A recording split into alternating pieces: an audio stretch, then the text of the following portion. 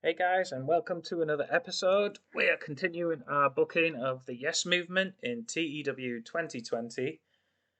Just want to say thanks, guys, for following along. We're up to part 10 now, so if you've liked the series so far, please like, subscribe. There'll be more content coming along. But now we're up to SmackDown um, from last week, from last episode even. Um, so let's have a quick look at that, and then we'll get on to the Raw episode that I've just booked. So, as you can see, we have Kane finally revealing that he was the attacker of Daniel Bryan. Um, Turns on him during the match with Team Hell No when they've revoked their rematch clause, and they lose their Reigns and Rollins retaining the titles. Cena wants a piece of the Big Show on the next episode of SmackDown. So that'll be on the next episode. Jack Swagger defeated Evan Bourne. Um, Wade Barrett attacked Kofi Kingston during an interview. Big E was there to check on Kofi. He was just there in the background. I'm trying to obviously I was wanting to see if him and Dolph had chemistry and they didn't. So obviously the New Day is one of the best sort of groups in WWE. So let's see if they've got chemistry in this save and maybe bring them in a bit earlier.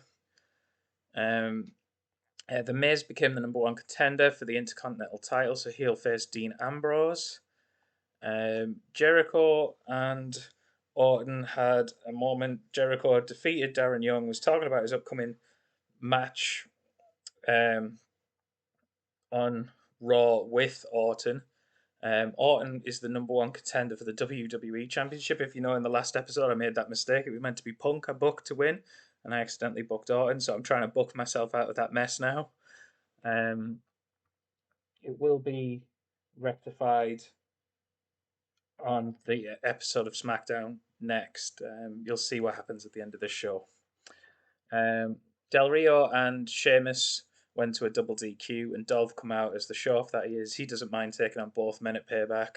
It's more opportunity for show off. So with that, let's get into it, and let's book Raw.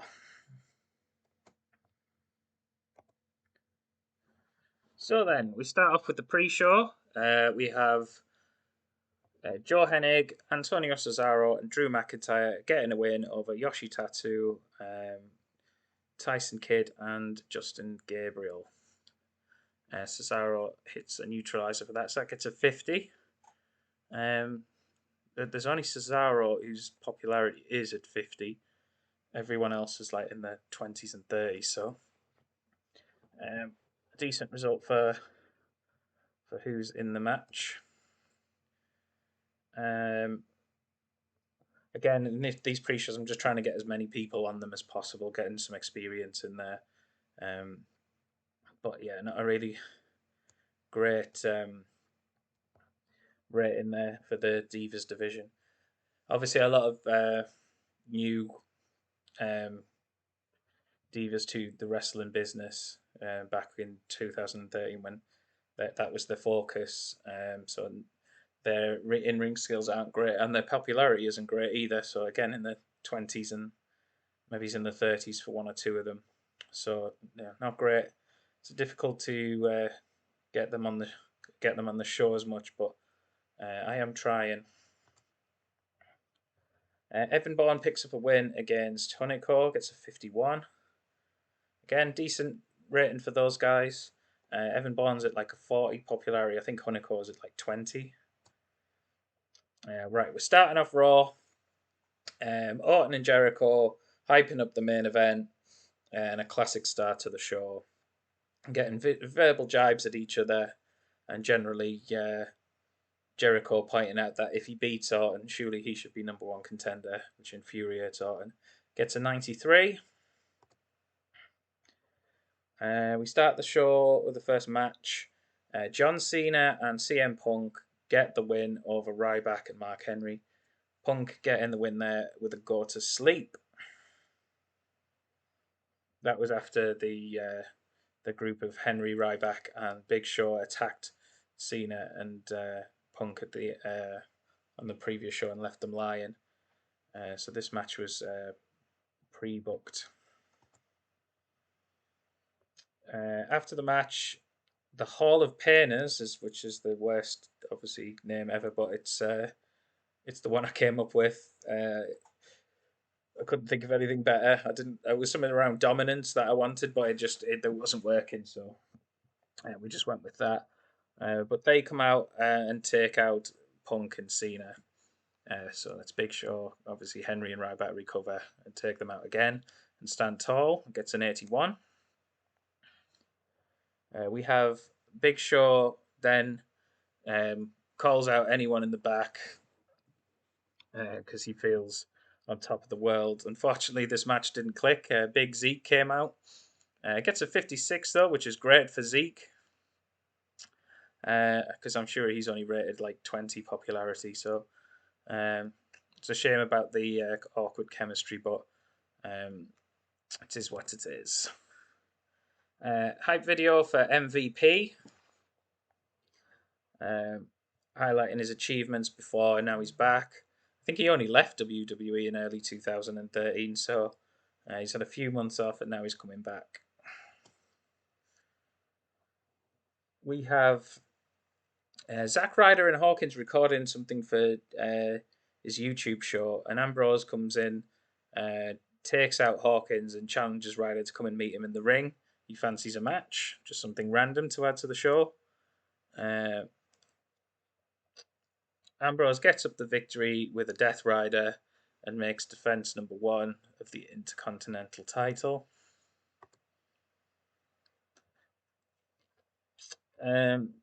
Jack Swagger and Alberto Del Rio attack Dolph before his match, which is coming up. Big E comes and chases him off. Gets a 79, which is great. Obviously, Big E's still in development. I just keep bringing him up for these shows. And we go into the match. And the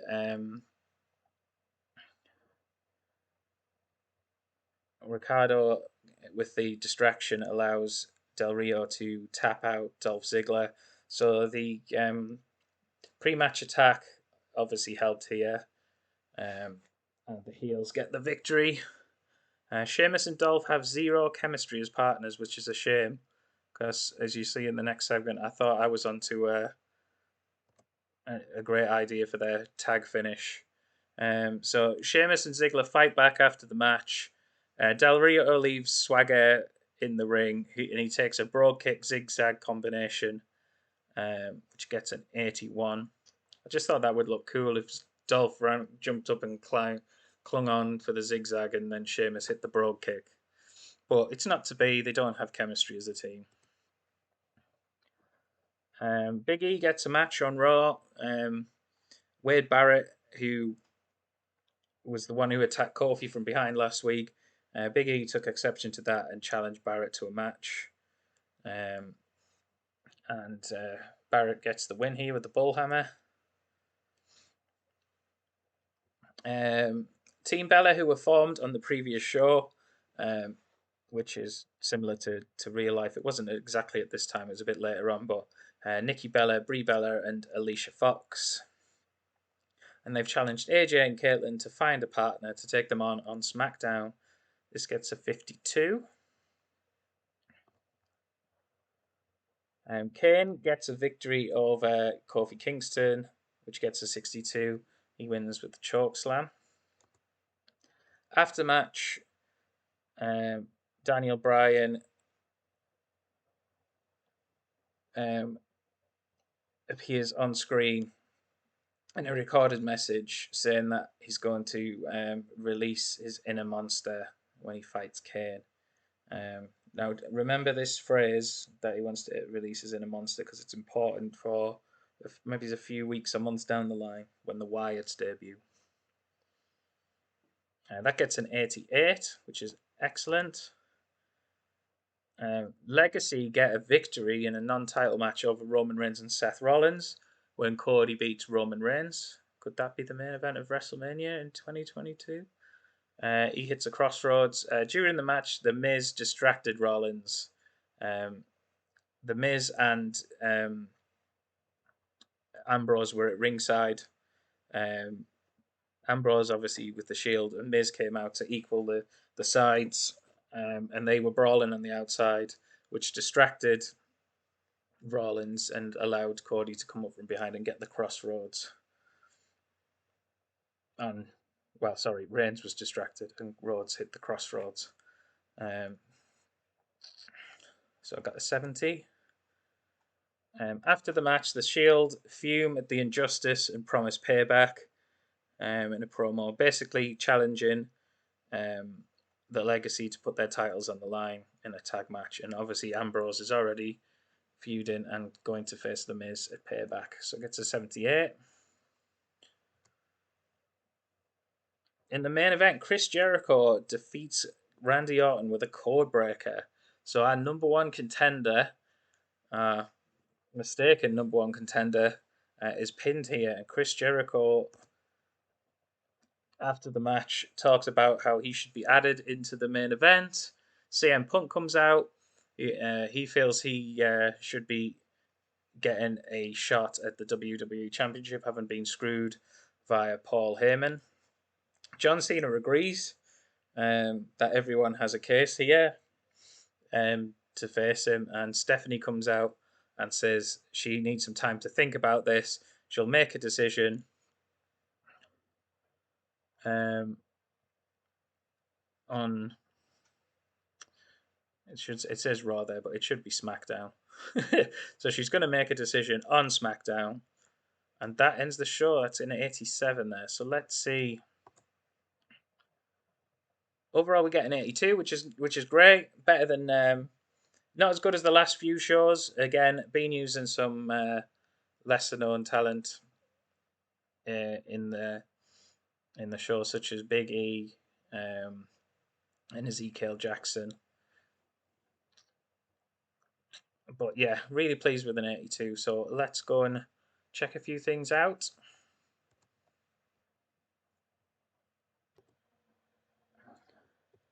Right then. So, Seamus feels Ezekiel doesn't get it when it comes to working a crowd. There's a few people that may need sending down to NXT for seasoning. Dean Malenko thinks Jack Swagger is going to be a star. Evan Bourne is clumsy, according to John Laurinaitis. There's our drug test costs. We had an 8.54 for Raw. That's 6.5 million views. And again, a lot of people need to heal. Wade Barrett, Ryback, Del Rio, Mark Henry, Sheamus, Dolph, and Kofi. I did go into the house shows and get rid of one of the days, so hopefully that'll help out. So we're only doing 2 house shows a week now, with the 2 shows and a pay-per-view.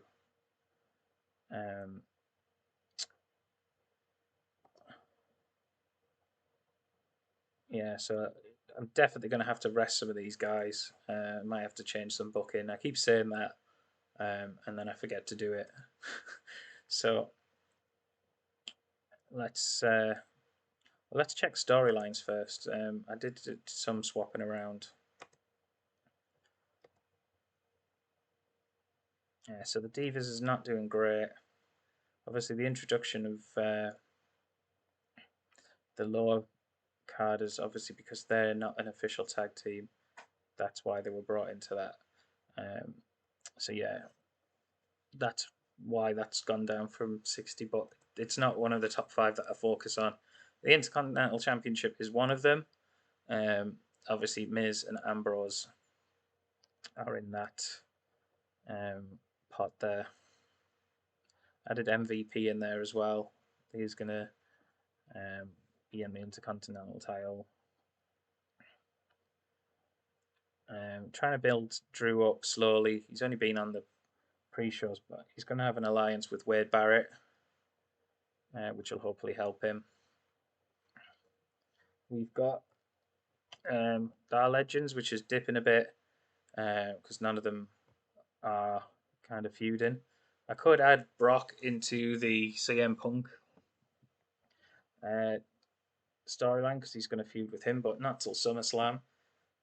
So those guys will just kind of sit in there. We've got the tag team titles. Obviously, Kane and Daniel Bryan can come out of that now, which isn't.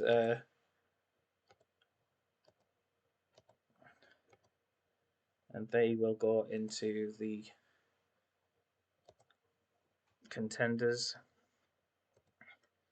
And as you can see from there, two more signings have come in: John Morrison and Rob Van Dam. They can go into the Intercontinental title scene. Actually, I'll put them in the contenders. Give them some chance to build up. It'll help me build up this contenders pool as well, so they can feud and get some victories over some of these guys, and maybe elevate one or two of them as well.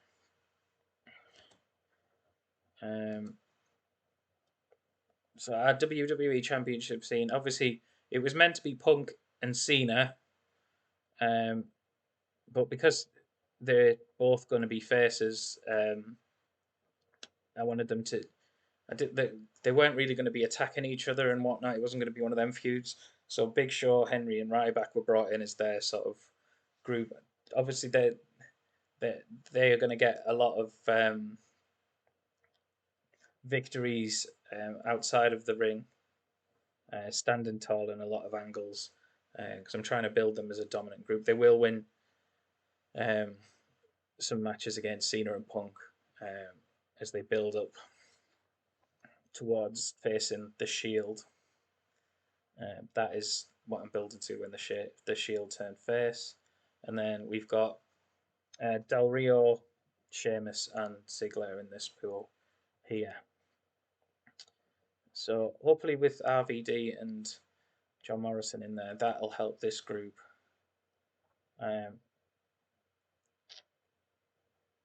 Triple H is obviously going to turn heel and become an authority figure going forward. Just make sure it's on Wrestlers is. So to see if there's any big changes. Oh, Del Rio shot up to 77. Obviously we're in June now. So he started at 68 and he went up to 72 at the beginning of the month. He's up to 77 now. And that was obviously of the win over Sheamus and Ziggler. So that probably has really affected Ziggler. So he was up to 75. He may have dipped now.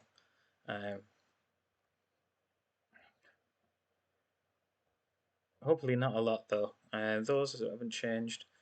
Big Show's moving back up. He dropped to 69. He's 70, starting to go back up to 70 where he was. No changes there. Jericho obviously getting the win over Orton. He is creeped up now. Again, hopefully Orton hasn't dipped too much. He did get up to a 79 at one point in May. But now he's up to 81, 82, which is great. Christian has been injured. Punk's up to 83. I think he started at 82. He did. So those angles, and I'm sure it wasn't because of the victory over Mark Henry and things. So I think it's the angles he's been in and the storyline. Cody's up to 60 after that win. He was at 55. That's great. Hopefully Roman and Seth don't fall too far. Seth was at 70. Roman was at 65 or 66. So if they've dropped to like 65 or in the 65 to 60 range, that's cool. That's where I kind of want them to be right now. See, it's about elevating people and then bringing others up to their level and then move them up a bit more and when they get into that 70 rated area, they start from appearing in angles and having good matches, with the momentum going up and the storyline is high. They will gain popularity really well. Bryan's back up. Um, Again, that must have been from his promo. He started at 76. He dropped down to 72, 73. I'm sure he dropped a bit further than that. I think he was down to 71 at one point. But yeah, still not worried about that. I'm sure Bryan will perk up quite easily. Ambrose 63, 64. That's great. Where we kind of wanted him. Ziggler's dropped from 75 to 71. That's fine. The heat is still in that angle. We've got Sheamus. He was at 71. He may have dropped a bit as well. Jack Swagger should have got some popularity from that win then. But yeah, Ziggler between 70 and 75 is where I wanted him. Del Rio's up to 77, so he's had a big jump, whereas Dolph's only lost 4. Del Rio's got about 5 or 6 points, so that's good. I'm planning to have Dolph retain anyway, so Dolph will get that popularity back. Drew's up to 37 in New England, so those pre-shows in New England have done him good. Evan Bourne's still the same.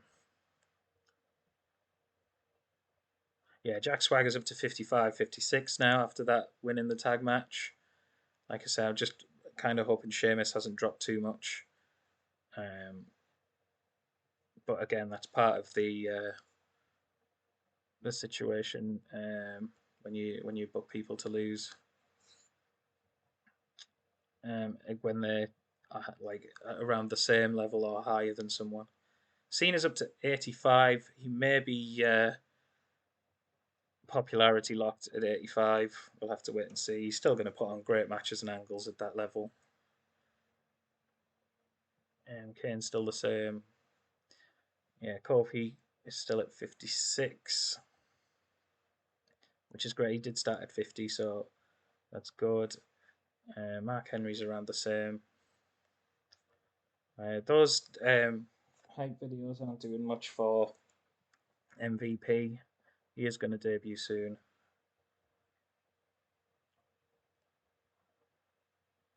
Orton's still at 81, even though he lost to Jericho. I think he was up to 83. So yeah, still happy with that. That main event, which will be announced, it's going to be a fatal 4-way. It's going to be announced on the next show. I did say it was going to be that on a couple of videos ago after I made that mistake. Ray's been injured. We've just signed RVD. He's going to sit in the Intercontinental title picture, where his popularity sort of places him. Roman dropped from 65 or 66 to 61, so it's not too bad. We can soon get them back to where they need to be. But I needed to build up legacy to that level, and like I said, we haven't got many players at that level. Ryback's at 63. Santino's injured. Soth drops 3 to 66. He was at 70. So the people who have gained popularity have gone up 4 or 5, and the people who've lost have dropped like 3 or 4. So it's not that it's working out okay. Sheamus has lost quite a bit there. 67 still okay, but he has dropped below where he started. So that's yeah. He started at 66 anyway. So when he beat Big Show.